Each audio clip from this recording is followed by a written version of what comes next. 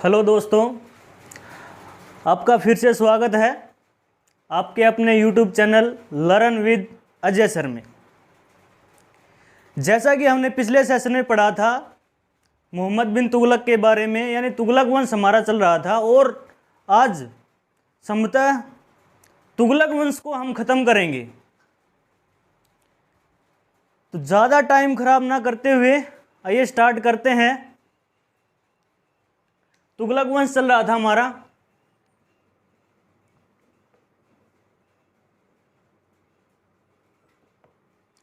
तुगलक वंश चल रहा था और तुगलक वंश कब से कब तक शासन करता है? 1320 से और 1414 तक।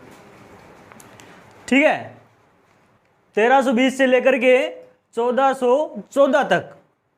और पिछली क्लास में हमने पढ़ा था किसके बारे में? मोहम्मद बिन तुगलक के बारे में। किसके बारे में भाई? मोहम्मद बिन तुगलक के बारे में। और मोहम्मद बिन तुगलक ने कब से कब तक शासन किया? तो 1325 से लेकर के 1351 तक शासन किया भाई इसने। किसने? मोहम्मद बिन तुगलक ने। ठीक है, 1351 में इसकी मृत्यु हो जाती है। 20 मार्च 1351 को इसकी मृत्यु हो जाती है। कहाँ पर? तो थट्टा नामक जगह है। कहाँ पर? वो सिंध में पड़ता है थट्टा। एक अभियान पर गया था कौन? मोहम्मद बिन तुगलक। और इसका चचेरा भाई इसके साथ गया था, जिसका नाम क्या था? चचेरा यानी चाचा का लड़का। ठीक है ना, चाचा या काका का, देसी में जब बोलते हैं ना काका, काका का लड़का। कहाँ गया था इसके साथ? अभियान पर गया था। किस पे? सिंध अभियान में। ठीक है, और वहीं रास्ते में सिंध पहुंचने से पहले ही भी बीमार पड़ जाता है मोहम्मद बिन तुगलक और इसकी मृत्यु हो जाती है। तो मोहम्मद बिन तुगलक की मृत्यु हो जाती कब? 1351 में। 1351 में मृत्यु होने के कारण इसका मकबरा भी कहाँ पर बना दिया जाता है? तो सिंध में ही। अगर आपसे क्वेश्चन पूछे मोहम्मद बिन तुगलक का मकबरा कहाँ पर स्थित है, तो कहाँ पर है? सिंध में। ठीक है, और अब मोहम्मद बिन तुगलक के बाद में उसका उत्तराधिकारी के रूप में गद्दी पर कौन बैठा? तो इसका उत्तराधिकारी के रूप में इसका भाई, जो इसका चाचा का लड़का था, कौन? फिरोज शाह तुगलक। फिरोज शाह तुगलक, जो इसके साथ कहाँ गया था? सिंध अभियान में गया था। ठीक है, इसकी मृत्यु के बाद में ये फिरोज शाह तुगलक गद्दी पर बैठता है। कब? 1351 में। ठीक है, फिरोज शाह तुगलक दोस्तों गद्दी पर बैठने के लिए तैयार नहीं था, लेकिन उस समय वहां पर क्या था? एक उलेमा वर्ग, उलेमा वर्ग, ये बहुत धनी वर्ग होता था। इसके कहने पर फिरोज शाह तुगलक गद्दी पर बैठा था। ठीक है, इनके कहने, उलेमा वर्ग के कहने पर ये फिरोज शाह तुगलक गद्दी पर बैठा था। गद्दी के ऊपर बैठने के बाद इसने देखा भी गयासुद्दीन तुगलक भी ज़्यादा समय तक शासन नहीं कर पाया और मोहम्मद बिन तुगलक भी ज़्यादा दिन तक शासन नहीं कर पाया। क्यों? क्योंकि वो थोड़े से उदारवादी नीति के, यानी उनके अंदर थोड़ा बहुत हिंदुत्व देखने को मिला था। लेकिन फिरोज शाह तुगलक ये क्या था? थोड़ा सा कट्टर व्यक्ति था। ठीक है, धर्म के प्रति क्या था? कट्टर था, कट्टर व्यक्ति था। कौन? फिरोज शाह तुगलक। इसने सोचा दोस्तों अगर सुल्तान बनना है, अगर सुल्तान बनना है तो सुल्तान बनने के लिए दोस्तों गर्दन और इरादे दोनों मजबूत होने चाहिए। जैसे ही आपको अपनी लाइफ में अगर सुल्तान बनना है तो आपकी गर्दन और आपके इरादे मजबूत होने चाहिए। आपकी गर्दन है वो आपकी किस पे? स्क्रीन के ऊपर, फोन की स्क्रीन के ऊपर जटी रहनी चाहिए। ठीक है, बिल्कुल उसी प्रकार इसने सोचा था। आप भी अगर सुल्तान बनने चाहो तो बिल्कुल उसी प्रकार फिरोज शाह तुगलक ने सोचा था अगर मुझे सुल्तान बने रहना है तो मेरे इरादे और मेरी गर्दन दोनों ही मजबूत होनी चाहिए। इसलिए ये क्या हुआ था? थोड़ा सा कट्टरपन इसके अंदर आया था, थोड़ा स्ट्रोंग हो गया था, इसकी स्ट्रेटजी थी वो क्या थी, स्ट्रोंग हो गई थी। ठीक है, इसने इतनी छूट नहीं दी। ठीक है, वैसे फिरोज शाह तुगलक को दोस्तों इलियट नामक एक इतिहासकार हुए हैं अपने, इलियट। उस इलियट नामक इतिहासकार ने फिरोज शाह तुगलक को मध्यकाल सल्तनतकालीन भारत के अकबर, सल्तनत काल के अकबर कहा है किसको, सल्तनत काल का अकबर कहा है किसको, फिरोज शाह तुगलक को। सल्तनत काल का अकबर कहा है किसको, फिरोज शाह तुगलक को। क्यों? क्योंकि जैसे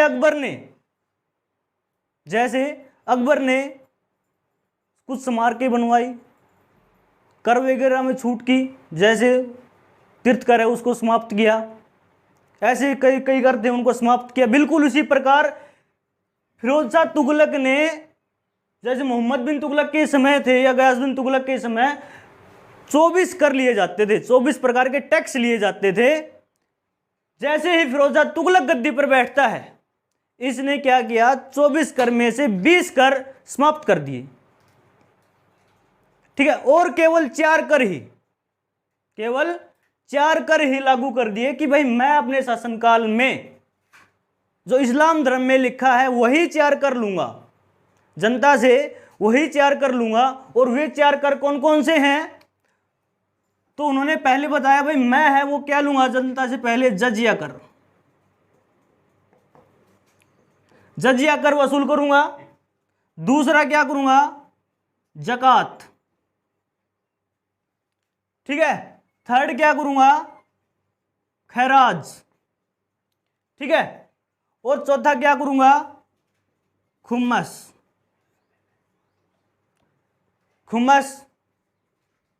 ये 4 प्रकार के कर ही मैं जनता से वसूलूंगा, और बाकी जो 20 कर बचे ना उनको मैं खत्म करता हूं। इसीलिए इसको सल्तनत काल का अकबर बोलते हैं। और ये बात किसने बोली, इलियट ने, जो एक महान इतिहासकार हुए इलियट, उसने बोला भी सल्तनत काल का अकबर किसके प्रति है, कौन, फिरोज शाह तुगलक। ठीक है, अब आपसे पूछ रहे भाई जजिया क्या है, जजिया कर क्या है। जजिया कर के बारे में दोस्तों, जो अगर जजिया कर की बात करेंगे तो जजिया कर सबसे पहले भारत में कब और किसने लागू किया। जजिया कर की शुरुआत दोस्तों किसने, मोहम्मद बिन कासिम ने दोस्तों शुरुआत की थी। किसकी, जजिया कर की, जो लिया जाता था किससे, गैर मुसलमानों से, यानी मुसलमानों को छोड़ करके उनसे जो कर लिया जाता था, कौन सा, जजिया कर। लेकिन ये जजिया कर है ना दोस्तों, उस समय मोहम्मद बिन कासिम के समय जब इन्होंने शुरुआत की थी तो इन्होंने ब्राह्मणों से नहीं लिया, और जो विकलांग थे, विधवा महिलाएं थी, उनसे नहीं लिया। लेकिन जैसे ही फिरोज शाह तुगलक आया, ये बोला भाई मुझे कर चाहिए, जजिया कर चाहिए, मैं ना वो सभी से लूंगा, छोड़ के किससे, जो मुस्लिम है उनको छोड़ करके बाकी सभी से जजिया कर लूंगा। एक बहुत ही महत्वपूर्ण क्वेश्चन दोस्तों यहां से बनेगा कि ब्राह्मणों पर सबसे पहले जजिया कर लागू करने वाला शासक कौन था। हाँ दोस्तों, बिल्कुल सही सुना आपने, HSSC बार बार क्वेश्चन पूछता है, क्या जजिया, ब्राह्मणों से जजिया कर लेने वाला प्रथम शासक या सुल्तान कौन था, तो कौन था, फिरोज शाह तुगलक। फिरोज शाह तुगलक जजिया कर वसूल करने वाला किन से, ब्राह्मणों पर जजिया कर लगाने वाला कौन था, फिरोज शाह तुगलक। ठीक है, उसके बाद जकात कर क्या था, जो भी मुस्लिम लोग थे वो मुस्लिम लोगों से उनकी जितनी इनकम होती थी उसका कुछ परसेंट कर के रूप में लेता था, जिसे क्या बोलते थे, जकात बोलते थे। उसके बाद खुम्मस क्या है, खुम्मस को क्या है, जो युद्ध भूमि होती थी, युद्ध क्षेत्र में जो भी धन दौलत लुटी जाती थी, जैसे युद्ध हुआ उसमें जो भी धन लूटा उस क्षेत्र में, उससे उस लूटे हुए धन का आपको बता दें कुछ हिस्सा है वो शाही राजकोष में जमा करवाना होता था, बाकी जो सैनिक होते थे वो अपने आपस में बांट लिया करते थे। ठीक है, तो ये 4 कर थे जो लागू किए थे किसने? फिरोज शाह तुगलक ने। ठीक है, जल्दी से अगर आप इसका कोई स्क्रीनशॉट ले लेना चाहता है तो ले सकता है, उसके बाद हम इसको साफ करते हैं।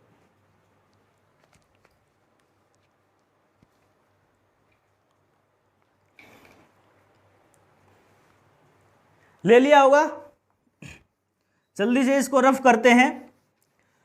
फिरोज शाह तुगलक के बारे में दोस्तों एचएसएससी में जो क्वेश्चन आते हैं वो बार बार पूछे जाते हैं, यानी एचएसएससी के लिए बहुत ही महत्वपूर्ण आज की क्लास है वो रहने वाली है, क्योंकि कोई भी आप पेपर सेट उठा के देख सकते हैं, कोई ना कोई क्वेश्चन इससे जरूर बनता है दोस्तों, किससे? फिरोज शाह तुगलक से। तो इसलिए ध्यान से इम्तिनान से क्लास को देखते रहें। ठीक है, उसके बाद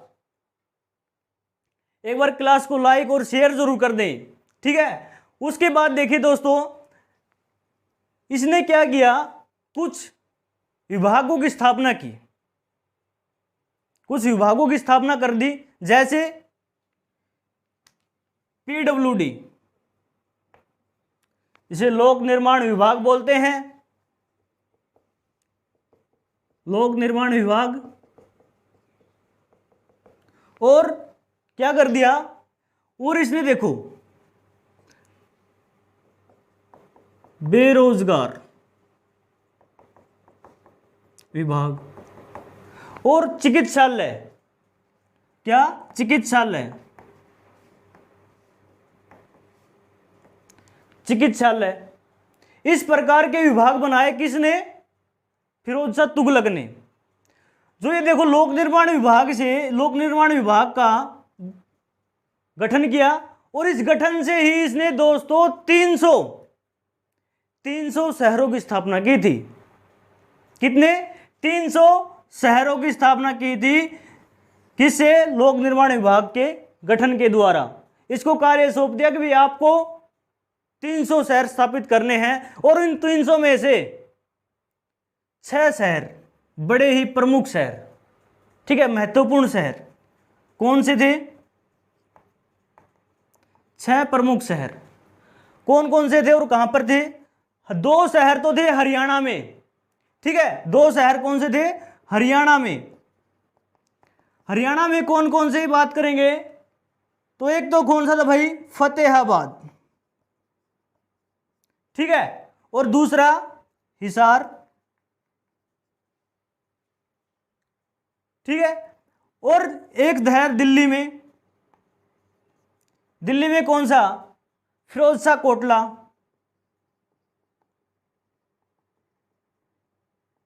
फिरोज शाह कोटला। उसके बाद एक पंजाब में, पंजाब में कौन सा? जौनपुर।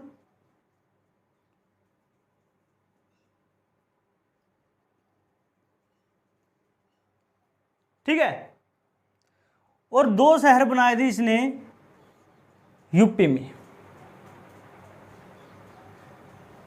एक तो फिरोजाबाद,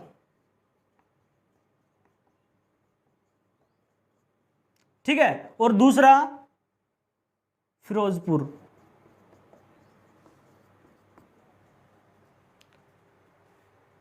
ये शहर बनाए 6 प्रमुख शहर थे।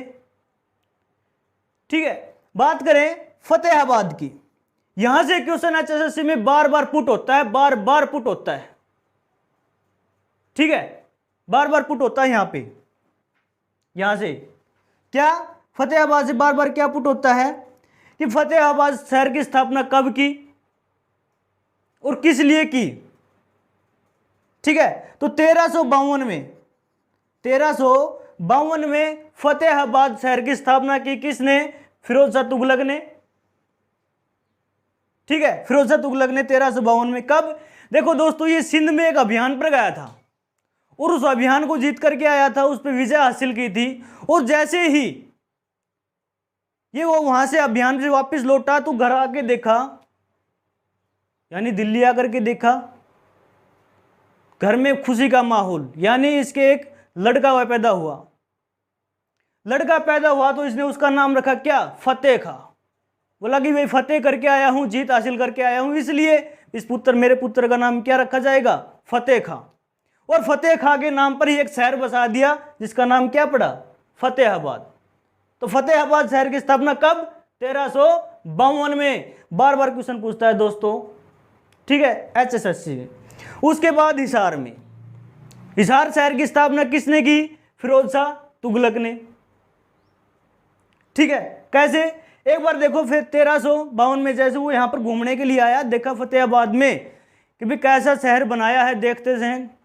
घूम करके जैसे ये हिसार की तरफ गया, वहाँ इसको एक महिला दिखती है, और उस महिला का नाम था गुजरी, ठीक है। और उस गुजरी से दोस्तों आंखें मिली और प्यार प्रसंग हो जाता है, किसको, फिरोज शाह तुगलक को।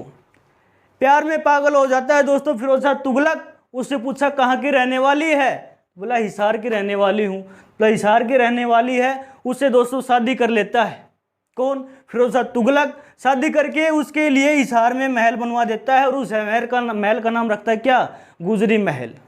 क्या नाम रखता है, गुजरी महल। गुजरी महल नाम रखता है किसका, हिसार में जो महल बनवाया था उस महिला के लिए, उसको रानी का दर्जा देता है, ठीक है। तो बात आती है हिसार शहर की स्थापना वैसे कब की थी इसने, 1354 में, ठीक है। बहुत ही महत्वपूर्ण क्वेश्चन है HSSC के लिए दोस्तों, बार बार क्वेश्चन पूछे जाते हैं, ठीक है। उसके बाद में फिरोज शाह कोटला। फिरोज शाह कोटला क्रिकेट स्टेडियम भी है, कहाँ पर है, दिल्ली में, सभी को पता है। आज अगर हम करंट की बात करें, Feroz Shah Kotla stadium, cricket stadium का नाम वर्तमान में क्या है, किस व्यक्ति के नाम पे क्या है, जल्दी कमेंट बॉक्स में जल्दी बताएं, किसके नाम से, बिल्कुल सही, किसके नाम से, अरुण जेटली। अरुण जेटली क्रिकेट स्टेडियम, ठीक है। उसके बाद देखो एक दोस्तों ये आता है फिरोजाबाद, जो प्रमुख प्रसिद्ध है किसके लिए, कांच के लिए, कांच की चूड़ियों के लिए प्रसिद्ध है वैसे, इसलिए भारत की कांच नगरी, भारत की कांच नगरी, भारत की क्या बोलते हैं इसको, कांच नगरी बोलते हैं किसको, फिरोजाबाद को, ठीक है। अब देखो यहां पर क्या हुआ, हिसार में जैसे ही ये यहां से 1351 में शहर गुजरी महल का निर्माण करवा कर जाकर के दिल्ली बैठ जाता है। ये गुजरी है, उस समय इसके पास क्या, वीडियो कॉलिंग करती है, ठीक है, और उसमें बोलती है बोला तू जाके दिल्ली बैठ गया सत्यानाशी, और मैं हिसार में बैठी बिन पानी के प्यासी, ठीक है। क्यों, कहने का तात्पर्य क्या था कि भाई मैं, आप तो जाकर के बैठ गई दिल्ली, और मैं हिसार में, मुझे हिसार में छोड़ गया, और वो भी यहाँ पानी भी नहीं है पीने के लिए।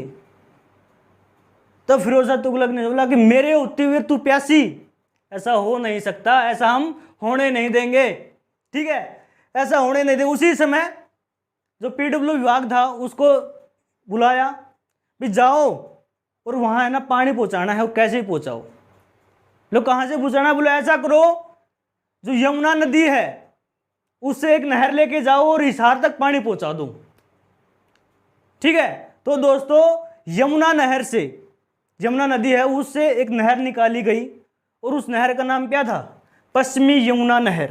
पश्चिमी, इसको एक बार साफ कर देते हैं, चलो यहाँ पश्चिमी यमुना नहर का निर्माण करवाया किसने, फिरोज शाह तुगलक ने। HSSC इसको पूछता है बार बार। हरियाणा की सबसे पुरानी नहरों के बारे में बात करेंगे तो पश्चिमी यमुना नहर, जिसका निर्माण किसने करवाया, फिरोज शाह तुगलक ने, ठीक है। वैसे देखो हम नहरों की बात करेंगे दोस्तों, तो भारत में नहरों का आविष्कार तो गयासुद्दीन तुगलक के पास जाएगा, ठीक है। लेकिन क्या हुआ, नहरों का, बड़ी नहरों का भारत में जाल बिछाने का कार्य की बात करेंगे तो वो किसके पास आएगा, वो आएगा दोस्तों फिरोज शाह तुगलक के पास। फिरोज शाह तुगलक ने क्या किया था, भारत में बड़ी नहरों का जाल बिछा दिया था, यानी बड़ी बड़ी नहरें बनवा दी थी सिंचाई के लिए, ठीक है। किसने, फिरोज शाह तुगलक ने। जल्दी से इसका स्क्रीनशॉट ले सकते हैं, फिर आगे बढ़ाते हैं।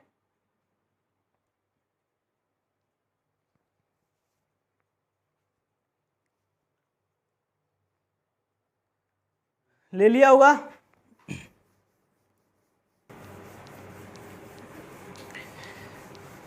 बहुत ही महत्वपूर्ण टॉपिक है दोस्तों, ये बार बार क्वेश्चन इससे पूछे जाते हैं। एसएससी लगा लो चाहे एचएसएससी, कोई ना कोई क्वेश्चन जरूर इससे बनता है। ठीक है, तो अभी नोट कर रहे हैं वो तो द बेस्ट है। अगर कोई नोट नहीं कर पा रहा है फिलहाल तो स्क्रीनशॉट ले लें अपनी। हर क्लास में ऐसे ही करें, और इस क्लास का जब भी आपको फायदा मिलेगा उसमें, ठीक है, बाद में आपको फायदा मिलेगा इस चीज का। उसके बाद देखो दोस्तों, नहरों का निर्माण का यानी इसके जीवन में देखो, न से नहर और न से ही क्या नगर, यानी न तो इसके साथ ही चले पूरी लाइफ। 300 शहरों का निर्माण करवा दिया, नहरें बनवा दी, नगरों का निर्माण नहरें बनवा दी। ठीक है, बताते हैं बाग बगीचे 1200 बाग लगवा दिए थे इसने। ठीक है, और थोड़ा सा क्या था, ये उलेमा वर्ग को थोड़ा खुश रखना चाहता था। जो उलेमा वर्ग था उनको थोड़ा खुश रखना चाहता था, क्योंकि उनकी वजह से ही ये क्या शासक यानी सुल्तान बन पाया था। तो इसने क्या किया, उनको खुश रखने के लिए, और वो चाहते थे कि भी भारत में ज़्यादा से ज़्यादा क्या इस्लाम धर्म का प्रचार प्रसार हो। ठीक है, तो इसने क्या किया, इसने 2 मंदिरों को लूटा। ठीक है, कौन कौन सा 2 मंदिर लूटे थे, कौन कौन से देखो, जगन्नाथपुरी कहां पर है, ये उड़ीसा में। इस मंदिर को लूटा किसने, तो फिरोज शाह तुगलक ने।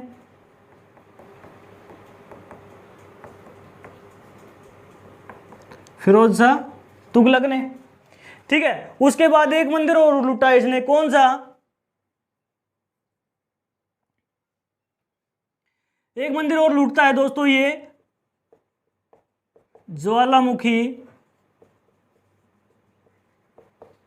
माता मंदिर, जो कहां पड़ता है, हिमाचल प्रदेश में।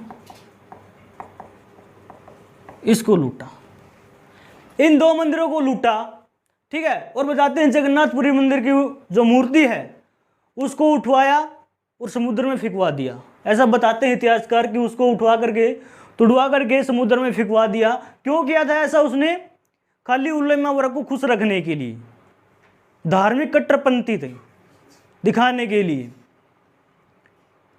ठीक है, और क्या हुआ था इसके शासनकाल में देखते हैं। इसने देखो एक सबसे अच्छा कार्य क्या हुआ, एक 1359 में 69 में सॉरी, क्या हुआ, कुतुब मीनार, कुतुब मीनार की जो चौथी और 5वीं है ना मंजिल, चौथी और 5वीं मंजिल का क्या करवाया, पुनर्निर्माण। मंजिल का पुनर्निर्माण करवाया। क्यों, क्योंकि 1369 में आकाशीय बिजली पड़ने के कारण जो कुतुब मीनार की चौथी और 5वीं मंजिल है वो क्षतिग्रस्त हो गई थी, और उसी क्षतिग्रस्त होने के कारण उसका थोड़ा सा मरम्मत करवाई, पुनर्निर्माण करवाया किसने, फिरोज शाह तुगलक ने। और आपसे पूछ लिया जाए कुतुब मीनार की नींव किसने रखी थी, जल्दी से कमेंट बॉक्स में आंसर दें।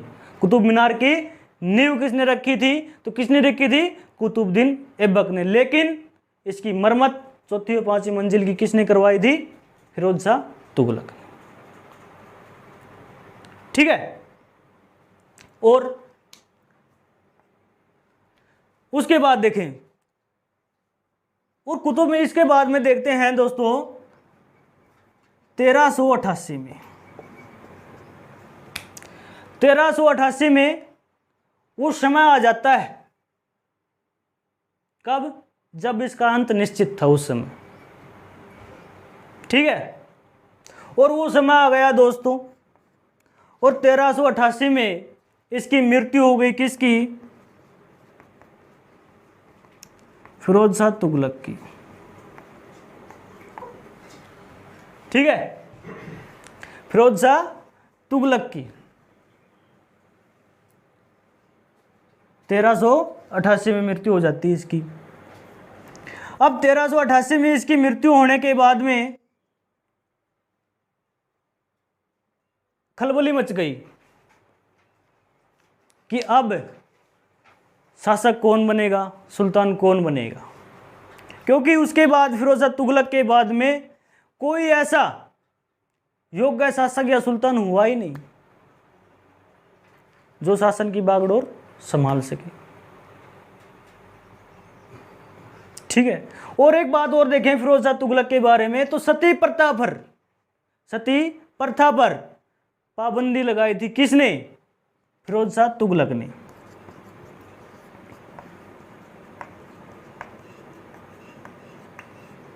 पाबंदी लगाई किसने? फिरोज शाह तुगलक ने। अब इसकी मृत्यु के बाद में दोस्तों 1388 से लेकर के और 1394 तक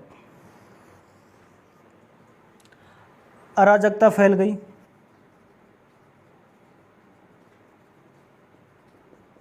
अराजकता फैल गई 1388 से लेकर के 1394 तक इसकी मृत्यु के बाद, फिरोज शाह तुगलक की मृत्यु के बाद में 1388 से लेकर के 1394 तक 5 सुल्तान बने, लेकिन पांचों के पांचों अयोग्य, ठीक है, अयोग्य, यानी किसी ने 10 दिन शासन किया, किसी ने साल 2 साल, ऐसे ही। तुगलक वंश में सबसे अधिक दिनों तक शासन करने वाला शासक ही कौन रहा? फिरोज शाह तुगलक, ठीक है। तो अराजकता फैल गई। उसके बाद में 1394 में एक नया सुल्तान गद्दी पर बैठता है, कौन? और ये सुल्तान तुगलक वंश का अंतिम सुल्तान बना, अंतिम शासक बना, कौन? नसीरुद्दीन महमूद तुगलक। नसीरुद्दीन महमूद तुगलक, जो कब गद्दी पर बैठा? 1394 में। और 1394 से लेकर के कब तक शासन करता है ये? 1414 तक शासन करता है, ठीक है। जल्दी से एक बार आप अगर इसका स्क्रीनशॉट लेना चाहते हैं ले लें, जल्दी से इसको खत्म करते हैं फिर।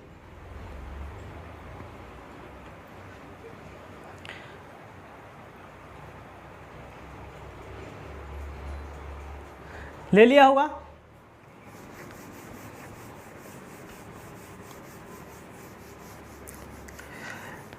नसरुद्दीन महमूद शाह तुगलक की बात करेंगे दोस्तों, नसरुद्दीन महमूद तुगलक की बात करेंगे। इसके शासनकाल में एक महत्वपूर्ण क्वेश्चन यहाँ से आता है, एक ही क्वेश्चन बनता है इससे, वो भी बहुत ही महत्वपूर्ण क्वेश्चन बनता है। लेकिन क्या बनता है? 1394 से लेकर के 1414 तक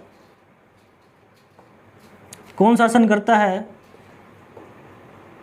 नसरुद्दीन महमूद तुगलक, ठीक है। अब क्या होता है? 1398 में नसरुद्दीन महमूद तुगलक के शासनकाल में एक तुर्की आक्रमण होता है। कौन करता है वो तो तुर्की आक्रमण? तो तैमूर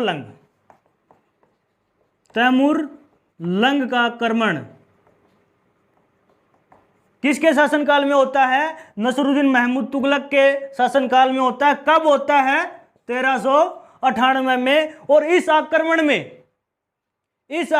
में जो नसरुद्दीन महमूद तुगलक है, इसका एक मंत्री था जिसका नाम क्या था? खिज्जर खां। क्या नाम था? खिज्जर खां।